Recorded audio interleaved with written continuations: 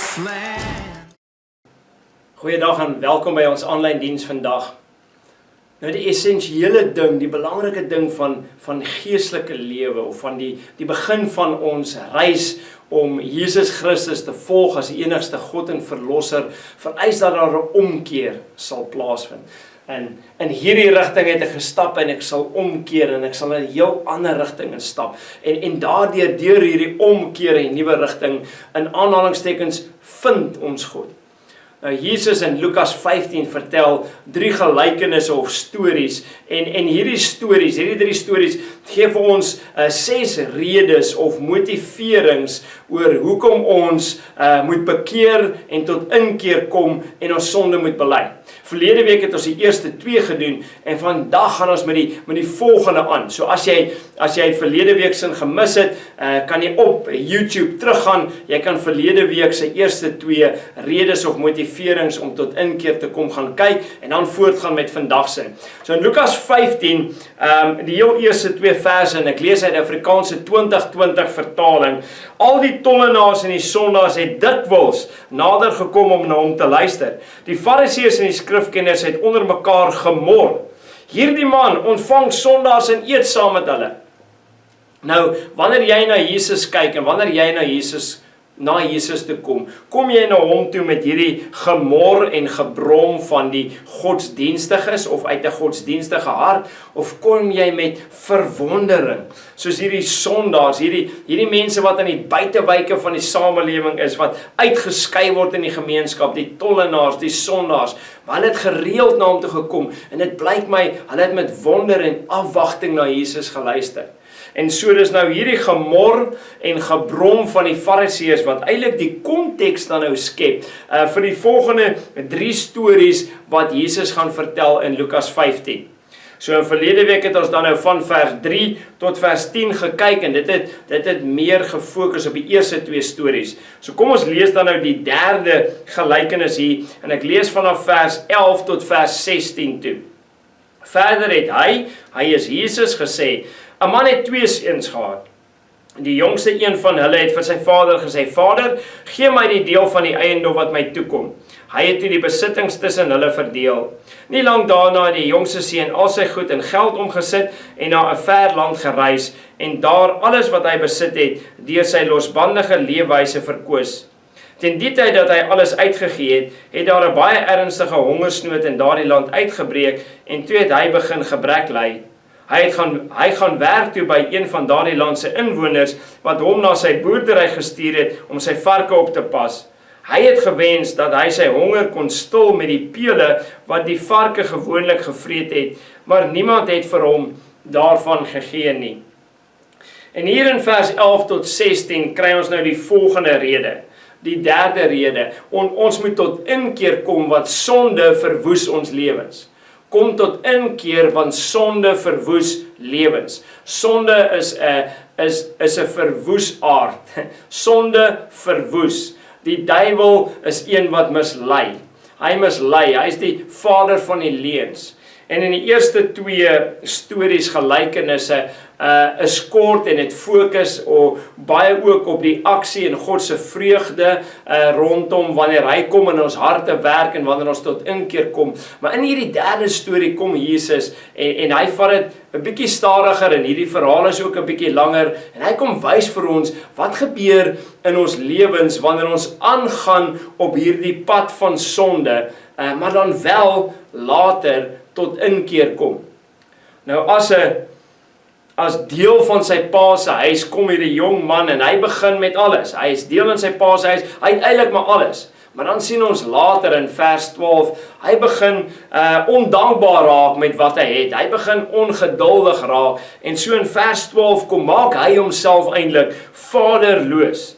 Hy het gesê, Vader, gee my deel van die eiendom wat my toekom. Nou in die konteks van die kultuur van die dag, as jou pa geleef het en jy vra dan terwyl hy leef vir jou erfporsie, sê jy eintlik maar net, ek wens pa, jy is dood.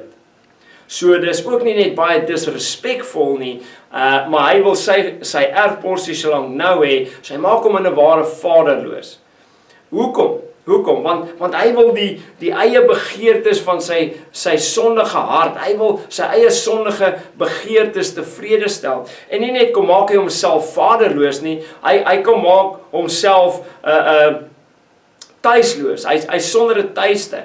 Hy's homeless as te ware. Hy reis na hierdie ver land toe. Hy gaan na 'n ver land toe in vers 13. En hy het na 'n ver land toe gereis. Hy's vaderloos, hy's tuisteloos. In vers 14 lees ons, hy's nou maar pennyloos, hy het niks meer geld nie. En ons eintlik niks meer vriende oor vir hom nie, en hy het ook niks meer kos nie.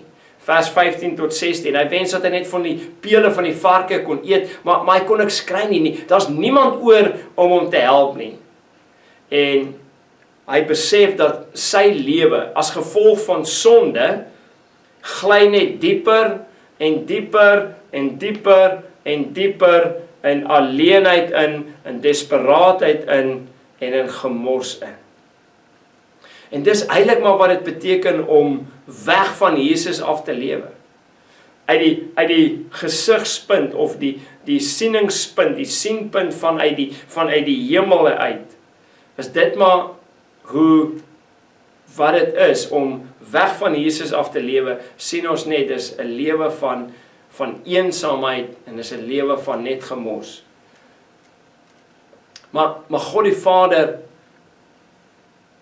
hy kyk na sy kinders en hy sê, my kinders, julle is eintlik ryk, julle het eintlik alles, maar in julle eie rebellie kom julle en julle mors as te ware my liefde en my rykdom, en julle hardloop nou na 'n ver land van sonde.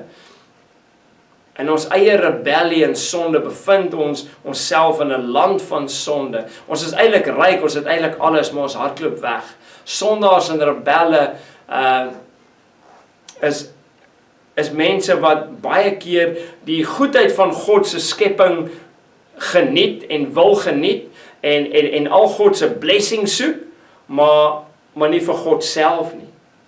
Jy sien, die vraag kom uit, aanbid ek Jesus vir wie hy is of vir wat hy vir my kan doen? Is hy net 'n middel tot 'n doel? Jy sien, en wanneer sondaars en rebelle net leef vir die goedheid in die skepping wat daar is en net vir God om my te bless, dan verstaan ons nie regtig waar die vaderhart van God nie.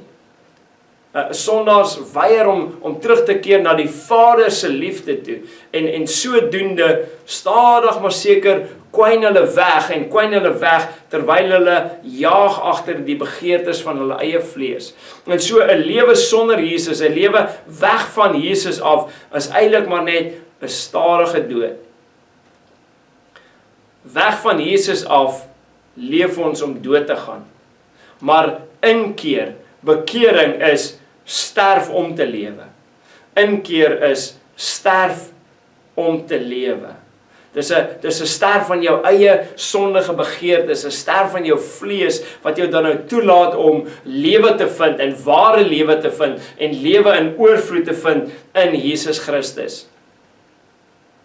Vers 17 tot 20, kom ons lees aan dan nou verder Vers 17 tot 20, ons het nou eers gesien dat hierdie sonde verwoes lewens, en dan vers 17 tot 20, kom ons lees en hoor wat sê dit. Niemand wil vir hom nou van hierdie pele gee nie, maar toe het hy egter tot sy sinne gekom en gesê, hoeveel dagloners van my pa het oorgenoeg kos, en hier vergaan ek van die honger. Ek sal opstaan en na my pa gaan en vir hom sê, Vader, ek het gesondig teen die hemele en in u oë. Ek is nie langer werd om die seun genoem te word nie. Behandel my soos een van u dagloners. Hy het toe opgestaan en na sy vader gegaan. Hy was nog ver weg, toe het sy vader hom al gesien. Hy het hom innig jammer gekry, na hom gehardloop, hom omhels en hom gesoen. So die volgende wat ons hier sien, ons moet tot inkeer kom, want sonde lei tot waansin, of sonde lei tot dwaasheid. Sonde lei tot dwaasheid. Ons sien vers 17, hy het egter tot sy sinne gekom. As jy nie tot jou sinne kom nie, dan lewe jy 'n lewe van dwaasheid. Ons moet tot inkeer kom, want sonde lei tot dwaasheid. Vers 17 tot vers 20, is dit eintlik 3 dinge wat hy nou doen. 3 dinge, 3 veranderings, 3 regstellings wat plaasvind in hierdie seun se lewe. Nommer 1 is hy erken. Toe hy tot sy sinne gekom het, hy het erken, hy ewe skielik besef hy, wow, ek lewe en ek loop op 'n pad van dwaasheid. Kom tot my sinne, ek moet erken dat die pad waarop ek nou loop is 'n pad van dwaasheid. En hy kom tot erkenning. Hy herken en hy sê, ek erken nou dat dit wat ek doen is dwaasheid. En hy kom tot sy sinne. En dit beteken dat wanneer ons in rebellie en sonde lewe, is ons op 'n mate eintlik, dink ons nie reg nie. Ons dink nie, ons is nie by ons volle verstand om dit half amper so te stel nie. Ons is van ons sinne beroof. Ons is van ons sinne beroof as te ware, wanneer ons in sonde en rebellie teen God lewe. Hy is besig hier om 'n nagmerrie te lewe, nee, maar eintlik sy nagmerrie 'n droom genoem vir 'n seisoen. En toe kom hy tot sy sinne en hy besef dat dit wat ek eintlik 'n droom genoem het vir 'n seisoen, is eintlik maar 'n nagmerrie. Hy het sy eie idee gehad, hy wil sy eie baas gewees het, sy eie God gewees het, hy wil sy eie dinge gedoen het, hy wil geleef het soos hy gedink het vir hom lekker is en wat die beste is vir hom. En hy het gedink dis 'n droom en hy het dit 'n droom genoem. Vader, ek het nou genoeg gehad, gee my my erfporsie, ek is ongeduldig, ek is moeg om hier te bly, ek gaan my eie ding doen, ek gaan my eie hart volg, ek gaan my droom volg. En toe hy tot sy sinne kom, toe besef hy, wat ek leef en dink is 'n droom, is eintlik 'n nagmerrie. En ewe skielik kom hy tot sy sinne, en hy besef iets. Wat besef hy? Hy besef die goedheid van God.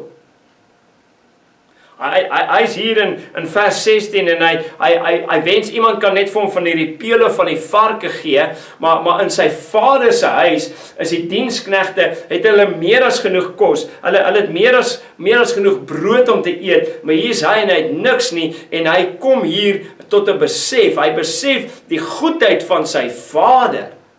Die goedheid van sy vader, anders as hierdie persoon in hierdie ver weg land, van hierdie deel van hierdie mense in die land wat hom ingebring het, gaan werk het met een van die land se inwoners in vers 15, anders as een van hierdie inwoners, een van hierdie ander base vir wie hy gaan werk het, sien hy net nee, maar sy pa is vrygewig, sy pa is vrygewig teenoor die wat hom dien. En hy besef dit, hy was blind gewees daarteen. En hy sien, dis moeilik om tot inkeer te kom, as jy nie jou eie sinneloosheid sien nie. As jy nie kan sien, dat jou eie gebrek aan sin, om in die lig van God se goedheid te leef nie. Want jou eie gebrek om sin te maak, as jy in hierdie dwaasheid lewe, jou eie dwaasheid verhoed jou om te sien dat jy eintlik in die lig van God se goedheid kan leef. En as jou dwaasheid kan jou verblind, en die dwaasheid verblind jou eintlik, dat dis beter om in die goedheid van God te lewe. En hierdie seun het dit gesien, en hier is ook die genade van God wat in sy hart kom werk het. En God se genade het kom werk, en ewe skielik sien hy, wow, ek is 'n dwaas. En daarom kom ek tot inkeer. Want ek wil in die lig van God se goedheid leef. So eerste is daar 'n erkenning, daar's 'n besef wat plaasvind. En dan tweede kom daar 'n besluit. Die seun besluit, my plek is by die Vader. Hy het gesê, vers 18, ek sal opstaan en na my pa toe gaan. Hy maak 'n besluit, daar's 'n besef en daar's 'n besluit.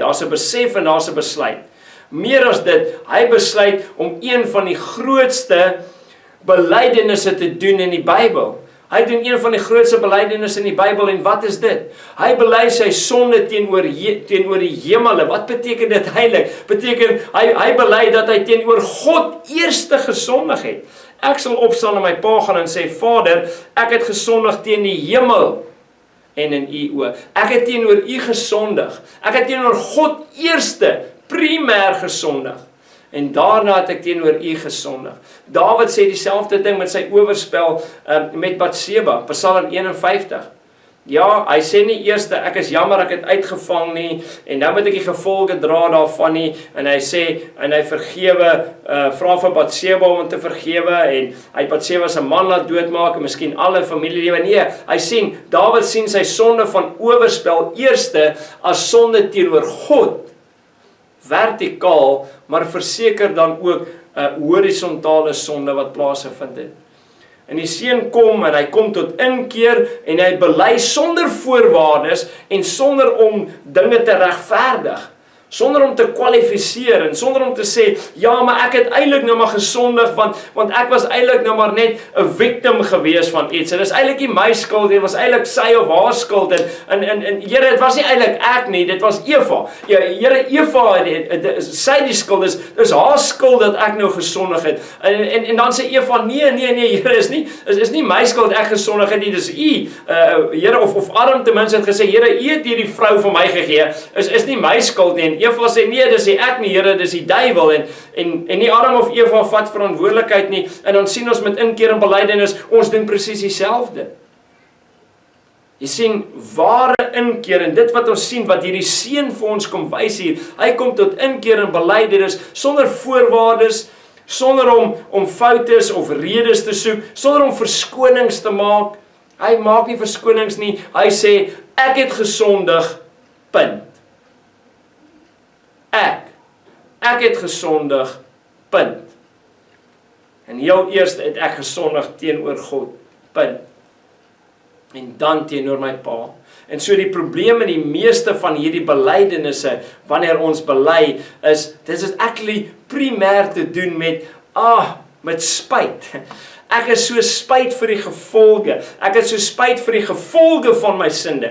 Baie keer is ons belydenis wat ons doen, is onder die oppervlak, en wat ons belydenis dryf. So onder die oppervlak is eintlik maar net 'n spyt oor die gevolge, of ek is jammer dat ek uitgevang is, of ek is spyt oor die gevolge wat ek nou gaan moet ly as gevolg van my sonde, en hierdie spyt dat ek uitgevang is, en die spyt van die gevolge van my sonde, dis wat my dryf tot inkeer en tot belydenis. Eerder as die sonde self. En kom ons bid en vra dat as jy Jesus volg as God en Verlosser, vra dat Heilige Gees jou wys dat die aanlopende lewe wat ons lei van inkeer en belydenis, dat wanneer ons sonde bely, nie om weer 'n kind van God te word nie, maar om 'n lewe van heiligmaking te lei en meer soos Jesus te word, wanneer Heilige Gees ons wys, wanneer daar inkeer en belydenis is, dat dit nie gedryf word deur die spyt of die vrees of die bangheid vir die gevolge nie, of die teleurstelling wat ek nou het in myself, dat ek uitgevang is nie, maar dat ons werklike goddelike Bybelse berou sal hê, spyt sal hê vir die sonde self. En nie vir dit wat ek nou moet gaan doen nie. Want daar is 'n verskil tussen wêreldse berou en goddelike berou. Wêreldse berou en goddelike berou. 2 Korintiërs 7, kom praat Paulus hiervan, 2 Korintiërs 7 vers 9. Paulus sê, ek is bly, hy het 'n klomp goed vir hulle geskryf, hierdie Christene, dinge wat hulle tot inkeer moet kom en moet bely, en hy sê, ek is bly, nie omdat ek julle bedroef gemaak het nie, maar omdat julle droefheid, hy sê, julle is bedroef, maar hy droefheid tot berou gelei het, hy sê, julle is bedroef oor die sonde wat plaasgevind het, en dat julle teenoor God gesondig het, hy sê, daardie droefheid het tot berou gelei.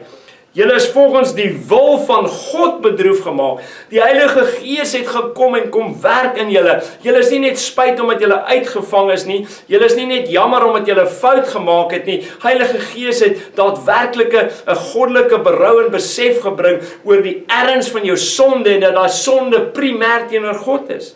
Hy sê, julle is bedroef volgens die wil van God, met die gevolg dat julle in geen opsig deur ons benadeel is nie. Dan vers 10, want die droefheid volgens die wil van God, of goddelike droefheid volgens die wil van God, bewerk inkeer. Dit bewerk inkeer, dit bewerk daai belydenis. Jy sien daai inkeer, hy praat met Christene. Ja, daar's daai aanvanklike, initiële eerste inkeer om 'n kind van God te word, wedergebore. Maar nou dat ek Jesus volg en sy kind is, lewe ek ook 'n lewe van deurlopende inkeer en Heilige Gees kom en hy bewerk goddelike inkeer. Daar's 'n bedroefdheid, maar dis 'n goddelike Bybelse bedroefdheid. God kom bewerk inkeer wat tot verlossing lei. Tot verlossing, ja, tot ewige verlossing as God se kind. Ek is verlos van my sonde, maar ek word ook deurlopend nou verlos van die teenwoordigheid. Ek is verlos van die mag van sonde, maar ek word al hoe meer en meer verlos van die teenwoordigheid van sonde. En dis heiligmaking, en dis om meer en meer soos Jesus te lyk, om meer en meer soos hy te wees en in hom in te groei. En dis wat dit beteken om hom te volg, en dis wat heiligmaking beteken. En wanneer Christus terugkom en alles nuut gemaak word, ja, dan sal ek volkome verlos word van die teenwoordigheid van sonde. En dan sal sonde daar nie meer wees nie, ensovoorts, ensovoorts. En dit is heiligmaking, so daar's verlossing, my geregtigheid, my identiteit, my posisie in Christus, maar daar's ook my kondisie in Christus. En Paulus praat hieroor. So ja, inkeer is aanvanklik, maar ek leef ook 'n lewe van inkeer. Maar dan is dit Heilige Gees wat Bybelse goddelike berou en inkeer kom werk in ons harte. Nie, ek is werklik berou oor die sonde en ek sien dat die sonde is teenoor God eerste en primêr. En ek is nie net jammer nou oor en kry myself jammer oor die gevolge wat ek nou moet dra nie. Terug by Lukas 15 vers 17 tot 20. Kry ons dan nou, daar is 'n erkenning van sonde. Ek erken, ek het gesondig, né? En dan maak ek 'n besluit. Hy maak 'n besluit. En dan as hy klaar besluit gemaak het, dan sê hy, ek het besef, daar's 'n sonde besef, ek het 'n besluit gemaak en nou gaan ek vat wat kom. Ek het as te ware het hy gesê ek bedank, ek gaan terug na my vader se huis toe. Daar's niks waarop ek kan staat maak nie, niks wat ek kan claim nie. Ek besef ek kan nie teruggaan en net gaan sê, wel ek is 'n seun nie. Hy sien homself in sy sonde in die lig van God se goedheid en grootheid. En dan sê hy, wel ek besluit nou om ontslae te raak van alle gedagte en alle regte van seunskap, van kindskap. En hy sê, ek settle nou om net 'n dienskneg in my pa se huis te wees. Ek sal ingaan, ek sal net 'n dienskneg wees. Hy het gesê, ek sal gaan. Ek is nie langer werd om die seun genoem te word nie, vers 19. Behandel my soos een van die dagloners, een van die diensknegte. Nou, gegeewe sy sonde en die besef wat hy het van sy sonde, en die inkeer wat hy kom, besef hy sê, eintlik, tegnies eintlik, het ek geen reg meer tot 'n seun nie. En hy sê, die enigste hoop wat ek het, is om net 'n diensknegt te kan wees. Dis die enigste hoop wat ek het. En dit is deel van ware inkeer.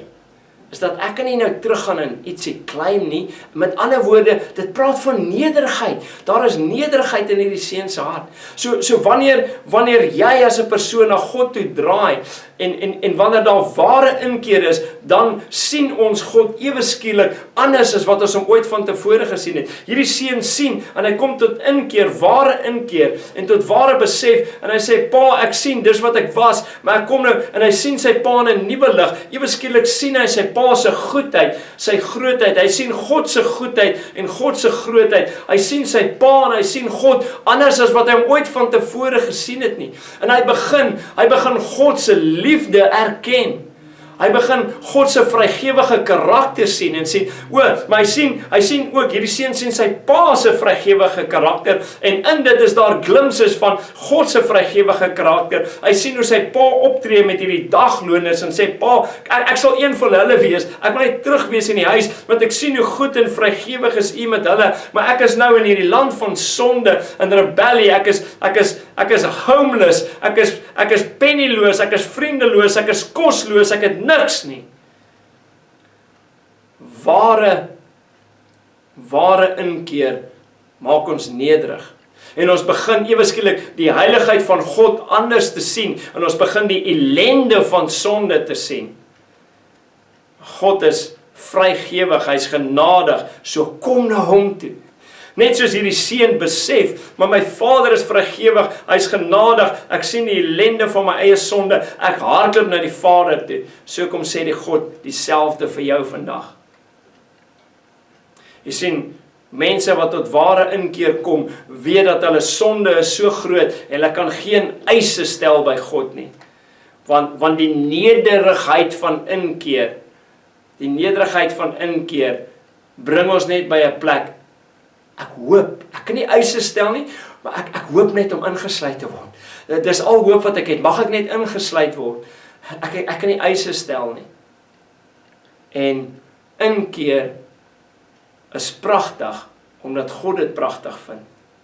Inkeer is pragtig, omdat God dit pragtig vind. Net soos hierdie jong seun nou, sy eie vader gesien het as wonderlik, as pragtig, net so kom die hemele, en die hemele juig, soos wat ons verlede week gesien het, die hemele juig, wanneer God gesien word as waardevol, wanneer God geëer word vir wie hy is, wanneer God geëer word, wanneer ons die Vader se hart soek, voor ons die Vader se hand soek, wanneer ons eerstens elke keer die Vader se hart 'n prioriteit maak, voor ons die Vader se hand soek, om vir ons iets te doen, dan word God geëer vir wie hy is, en die hemele juig, wanneer God so waardig geag word.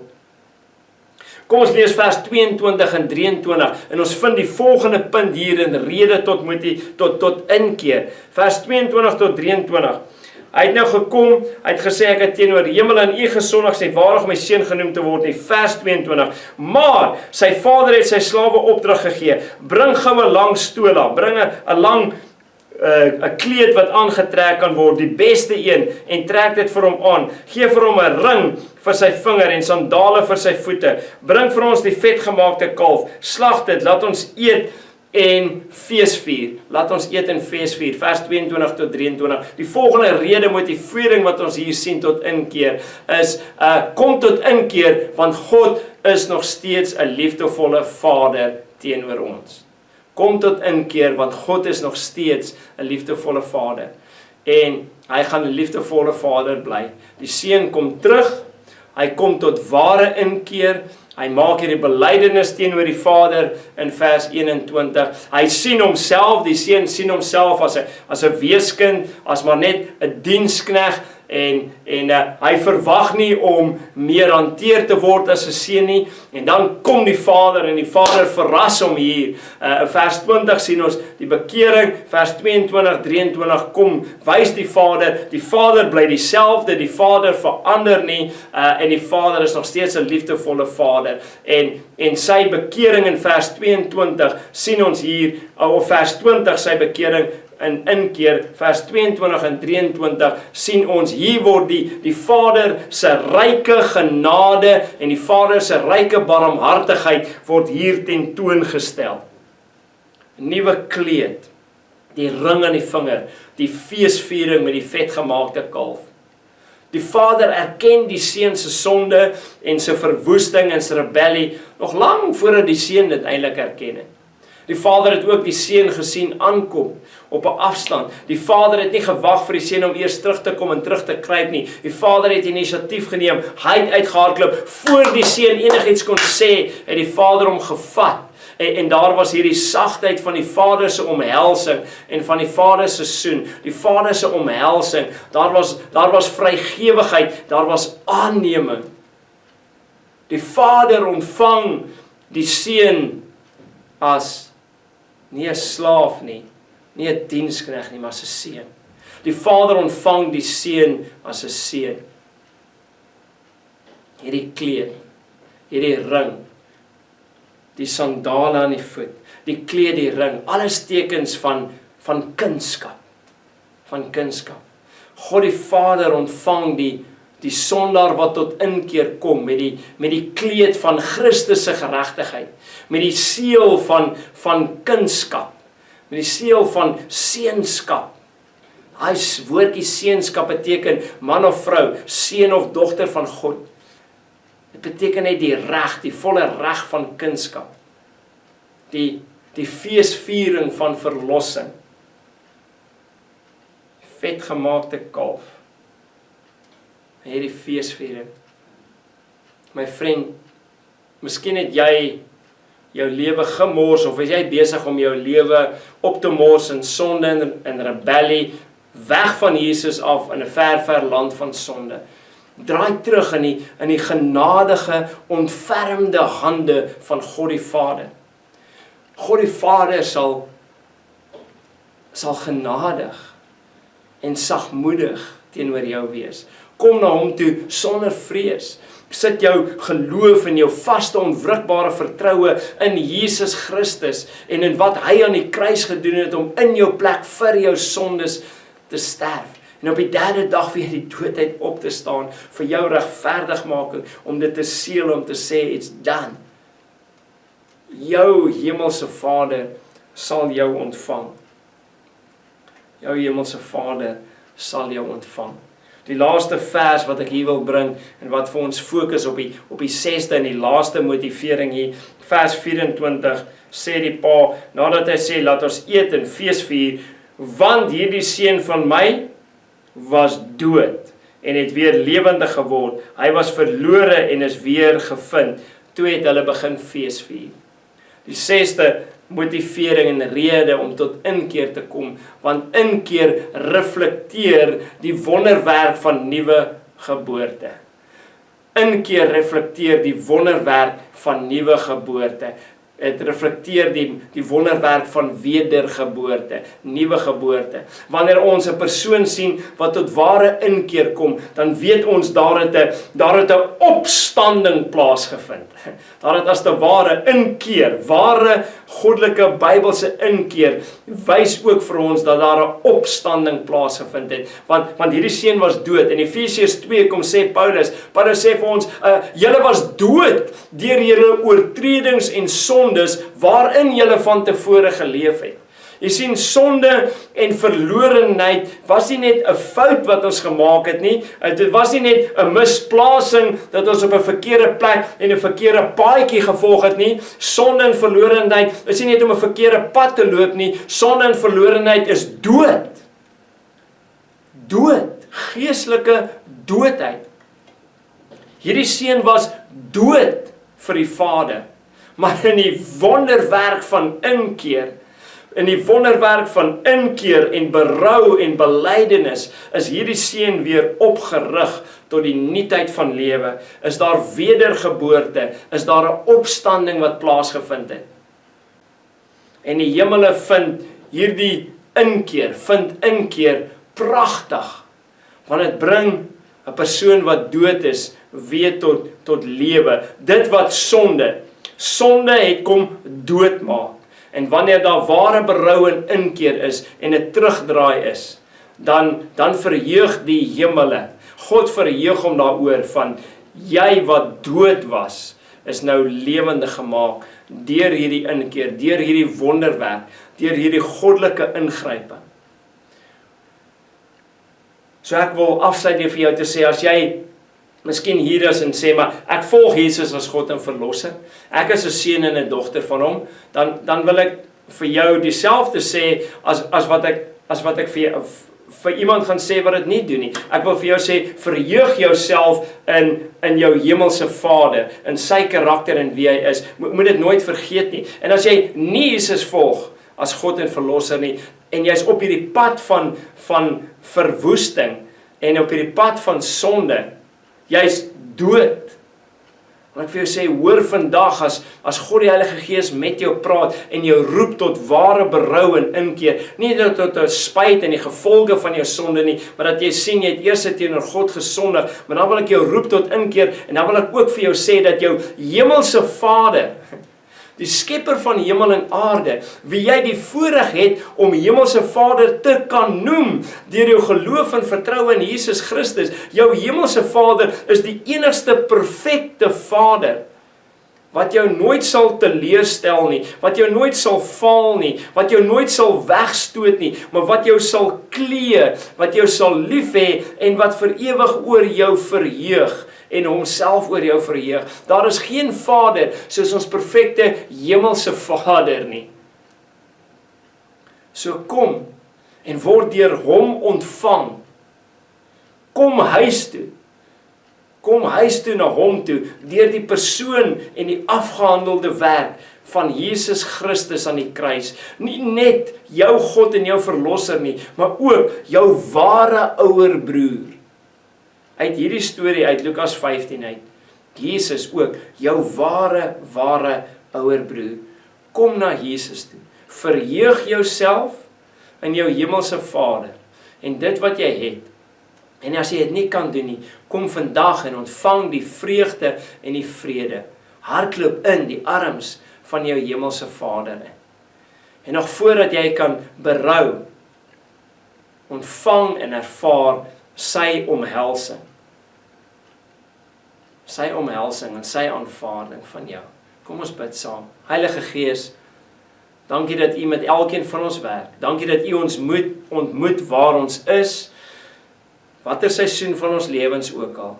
Mag U vreugde en vrede bring in oorvloed vir die wat reeds kinders van ons hemelse Vader is, die wat Jesus volg as die enigste God en verlosser, die van ons wat sukkel, wat op 'n verkeerde pad is. Heilige Gees, sal U blinde geestelike oë oopmaak, sal U harde sag maak. Heilige Gees, net U kan kom werk, en niemand kan U ingryping en U krag en U liefde weerstaan nie. Sal U met elkeen werk, sal U mense bring tot 'n besef, tot 'n erkenning van sonde, tot 'n besef, tot 'n besluit, tot 'n inkeer, tot 'n terugdraai. Sal U, Heilige Gees, want net U alleen kan mense wat geestelik dood is, uit die doodheid laat opstaan, met vreugde en vrede terugbring in die Vaderhuis. Heilige Gees, sal U elkeen help van ons. Ons het U nodig, tot eer en verheerliking van Jesus Christus, ons God en Verlosser. Amen.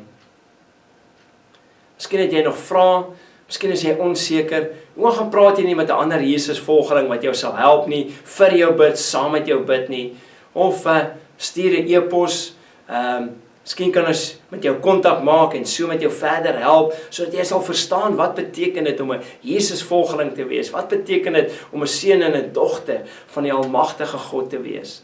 Mag jy 'n baie geseënde week hê.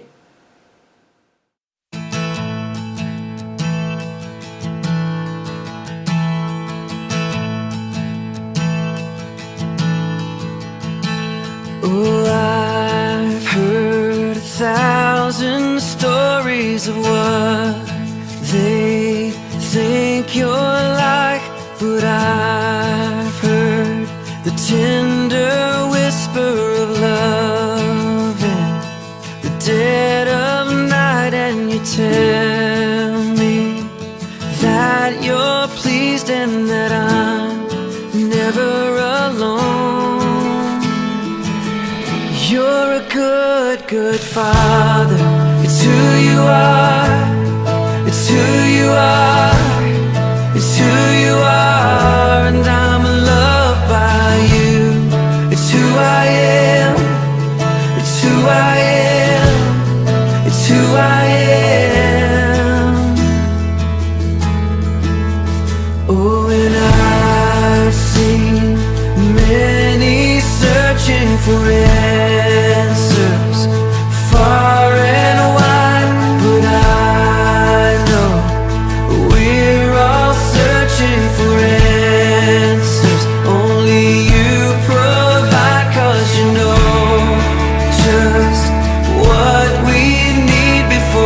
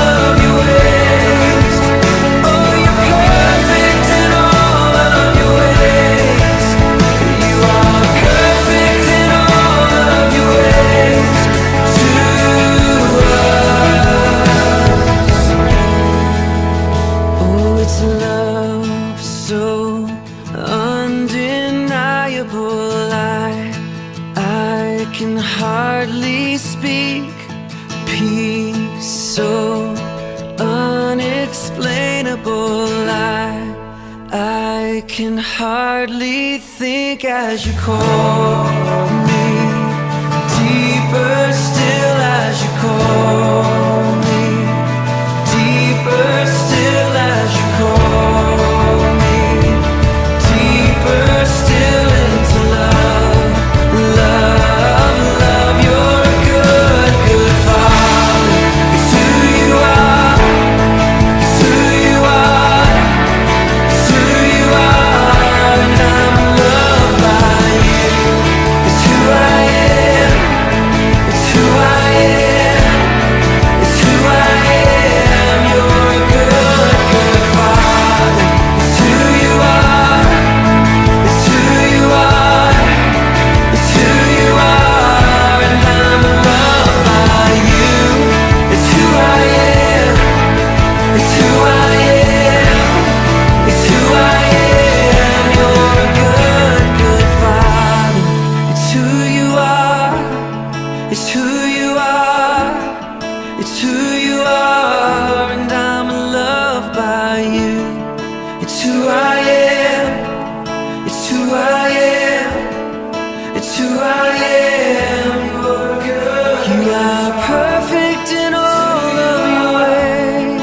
It's who you are, it's who you are, and I'm loved. You are perfect in all of your ways.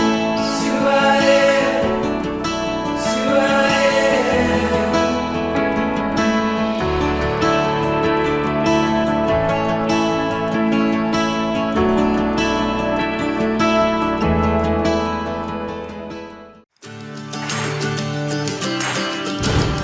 All across this land, in the hearts of men, in the orphan child, in our government, in our hurt and heartache, in the poor and weak, in our daily toil.